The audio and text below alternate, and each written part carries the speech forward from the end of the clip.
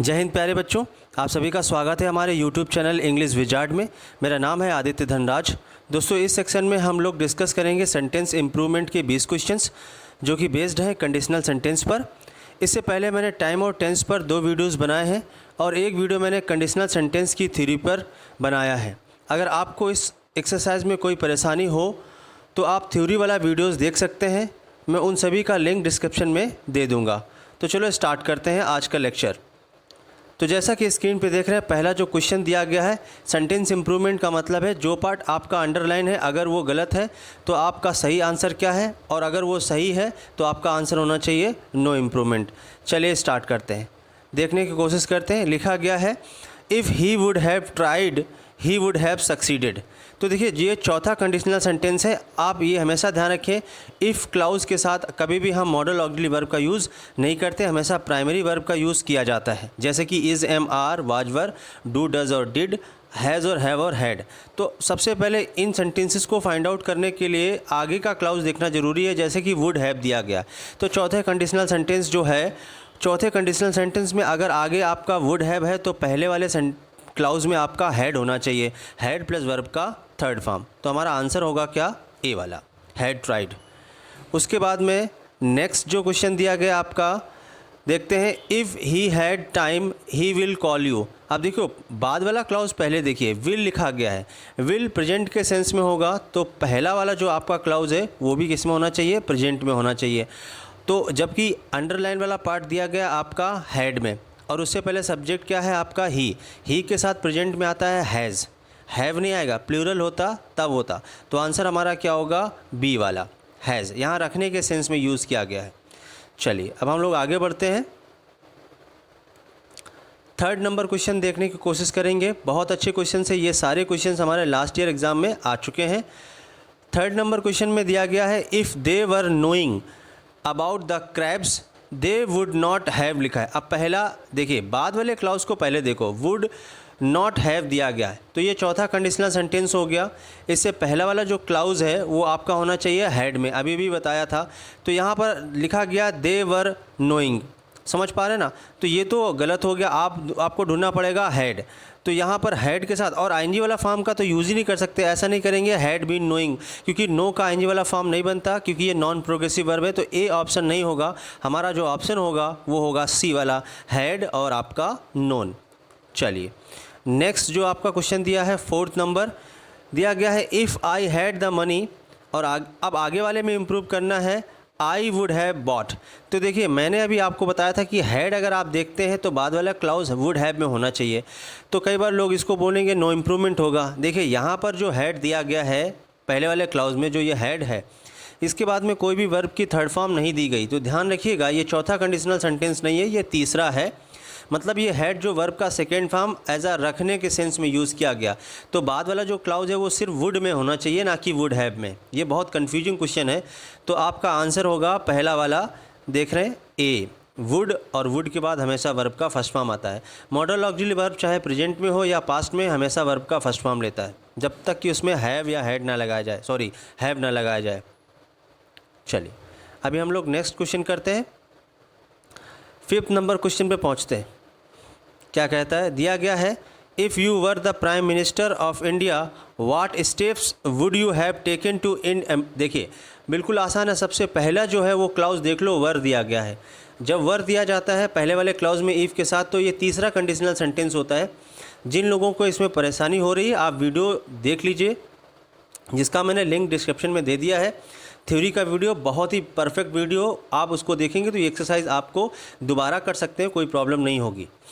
तो वर वाला क्लाउज अगर पहला इफ़ के साथ है तो बाद वाला जो क्लाउज है वो वुड में होना चाहिए, समझ पा रहे हैं ना। तो जबकि यहाँ पर दिया गया है आपका वुड हैव, तो अब देखिए वुड वाला जो सेंटेंस सिर्फ एक ही है, सी वाला आंसर हो गया आपका, would you take. Six number question देखते हैं, दिया गया है if I was you I would sign the. ये तो क्वेश्चन बहुत पॉपुलर है। देखिए, अनरियल पास्ट जिसको बोलते हैं सब्जेक्टिव मूड। वैसे तो ये अनरियल पास्ट मतलब पास्ट में होता है, लेकिन बोला किस में जाता है, प्रेजेंट में। और अनरियल पास्ट में कभी भी कोई भी सब्जेक्ट हो इफ़ के साथ, आई, वी, ही, सी, इट या किसी का नाम, कुछ भी हो, हमेशा वर का यूज़ किया जाता है। ठीक है, तो इफ़ आई वॉज यू नहीं होगा, क्या होगा, इफ़ आई वर यू। अब देख लीजिए आंसर आपका बिल्कुल सिंपल है, बी वाला आंसर होगा। चलिए नेक्स्ट क्वेश्चन पे बढ़ते हैं। 7 नंबर क्वेश्चन दिया गया है, बहुत इंपॉर्टेंट एक्सरसाइज है। सारे के सारे तरीके जितने भी हमारे एग्जाम में आते हैं सभी दिए गए हैं। दिया गया है if I hadn't scene the car coming, और देखिए ये जब इसको इम्प्रूवमेंट करना हो तो बाद वाले क्लाउज को पहले देखा करो। दिया गया है माइट हैव बीन, मतलब ये चौथा कंडीशनल सेंटेंस है, और चौथे कंडीशनल सेंटेंस में पहले वाले जो क्लाउज मतलब जो इफ़ के साथ जुड़ा होता है वो हैड में होता है। तो ये तो हैड में दिया गया हैडेंट और आपका सीन।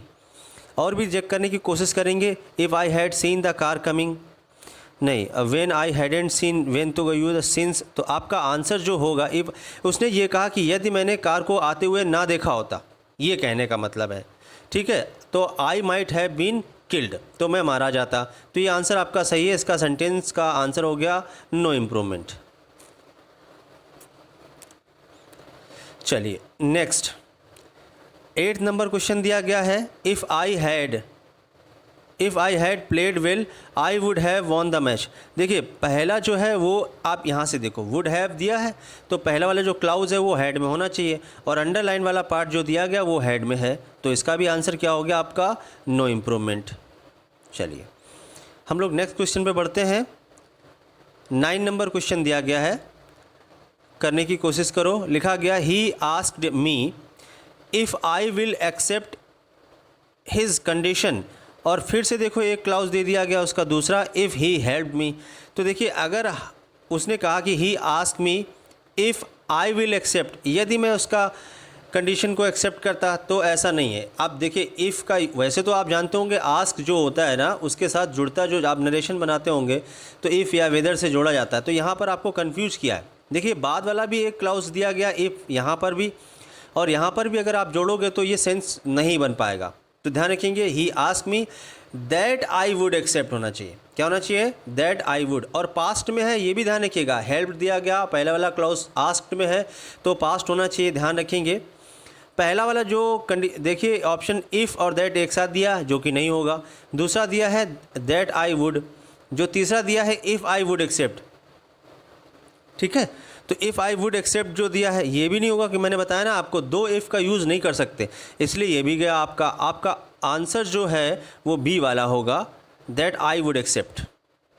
चलिए नेक्स्ट 10th नंबर क्वेश्चन दिया गया है you should need my help please feel free to tell me. तो ये तो यू नीड, ये तो सजेशन वाला सेंटेंस हो गया। आपको बनाना है क्या, इफ़ का सेंस देना है। यदि आपको कोई ज़रूरत हो तो आप मुझे बता सकते हो बिल्कुल बेझिझक, तो इफ़ का सेंस डालिए इसमें।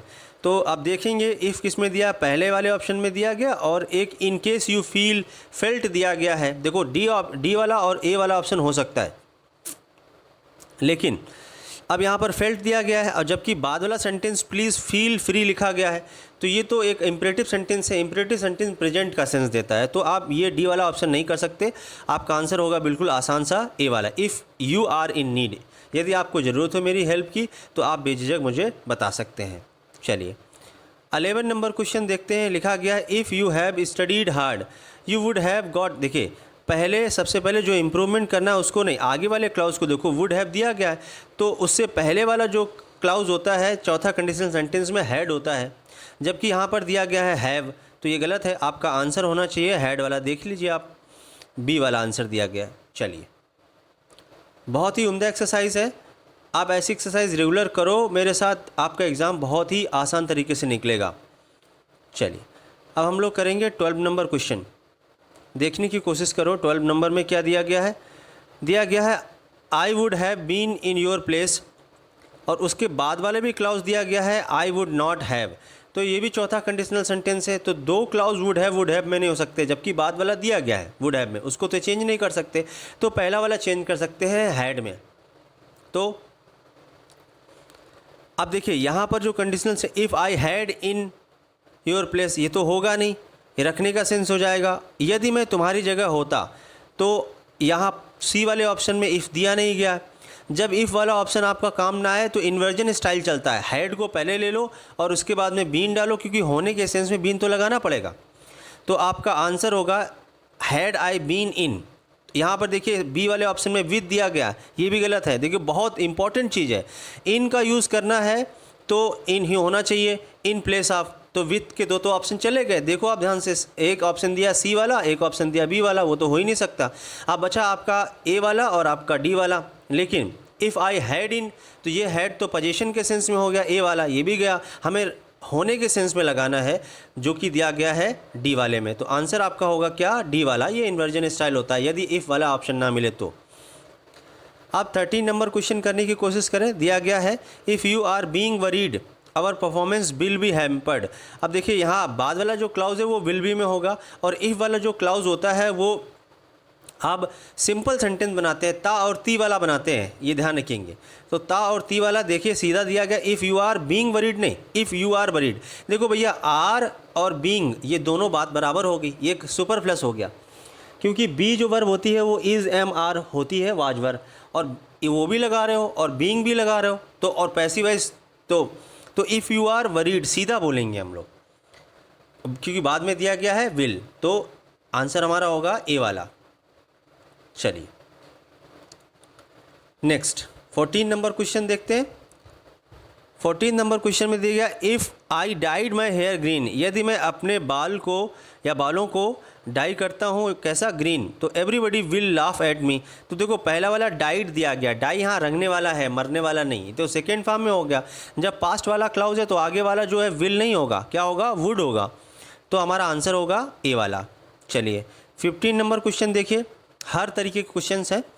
If I am the PM I would ban all क्या लिखा है, प्रोसेशंस। तो ये तो बिल्कुल आसान, मैंने अभी बताया था आपको।